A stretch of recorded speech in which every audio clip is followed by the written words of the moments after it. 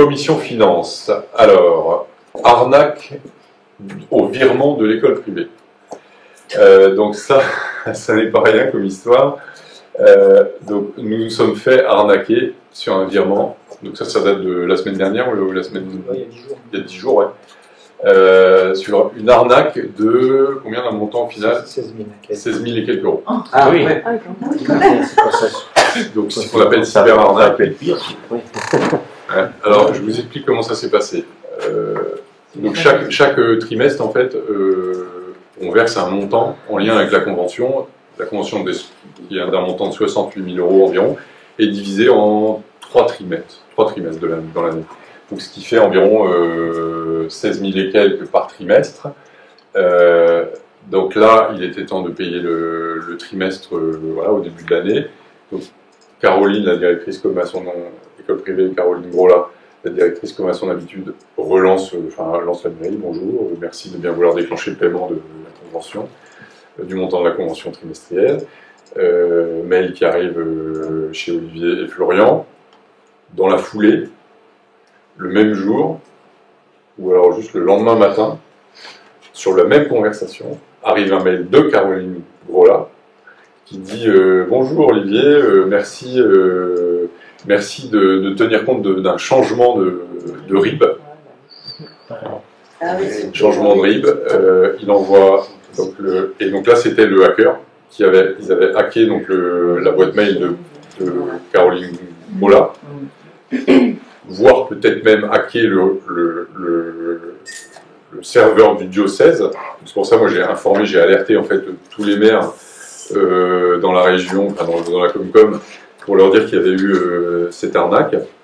Donc voilà, bon bah nous, voilà, prise en compte du nouveau RIB, versement au mois de fin janvier. Et donc, vas-y Olivier, si tu as plus de détails. C'est pas nous qui faisons le versement, hein. Nous on transfère, oui, c'est la trésorerie, on transfère tout ça au trésor public, le changement, etc., qui lui fait son nécessaire aussi pour valider tout ça. Voilà, c'est important de le préciser. Ouais. Il y avait aussi une phase de contrôle qui a été faite et qui est passée comme une lettre à la poste. Et donc, voilà, nouveau virement. Donc Caroline, là, nous relance début février ou début mars même, mais quand ça se fait, on n'a toujours pas reçu le virement. Bah si, on vous a envoyé le virement. Je lui envoie la copie de ces mails.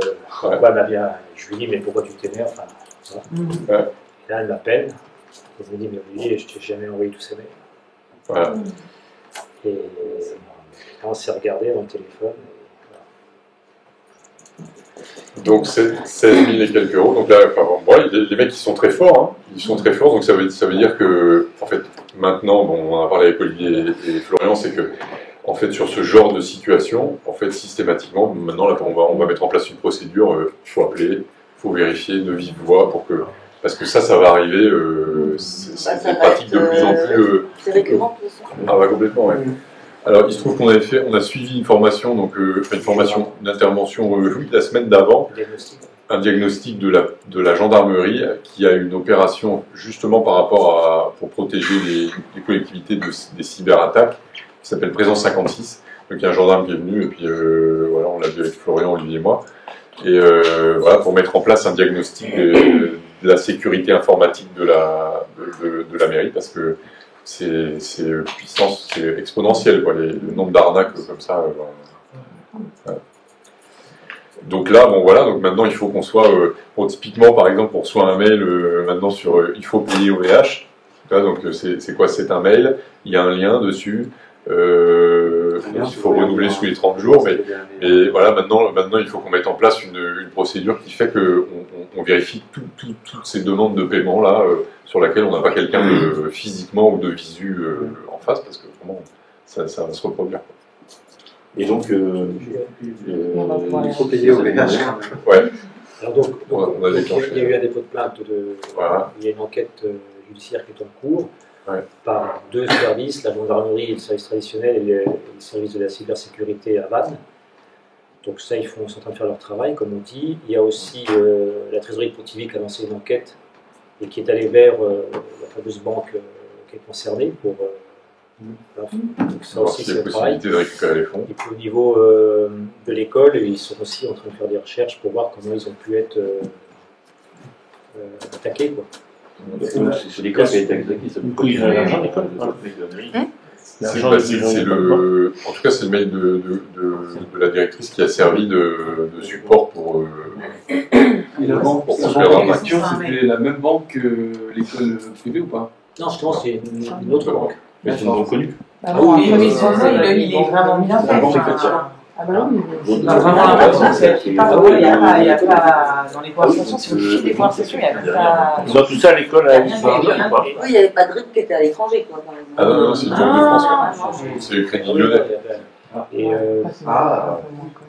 Et donc, on a mis aussi l'assurance sur le coup, qui évidemment n'est pas couverte pour ce genre de risque.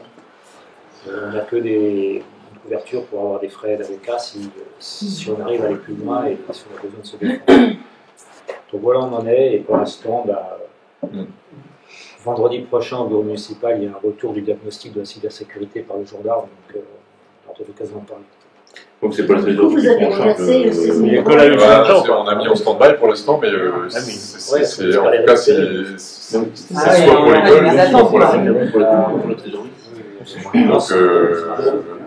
Donc, on ne va pas rentrer dans une procédure de. En tout cas, je pense qu'effectivement, c'est nous, au final, on va dire, qui avons fait le virement, et on n'a pas fait le virement à l'école, même si l'arnaque, elle vient de l'école. Bon, bah oui, l'école, ils attendent. Et puis on ne peut pas aller se batailler sur Non, mais c'était pour savoir justement si ça. Après, c'est pas. Non, c'est surtout l'école. On a tous les jours et on a arrêté d'envoyer les RIB.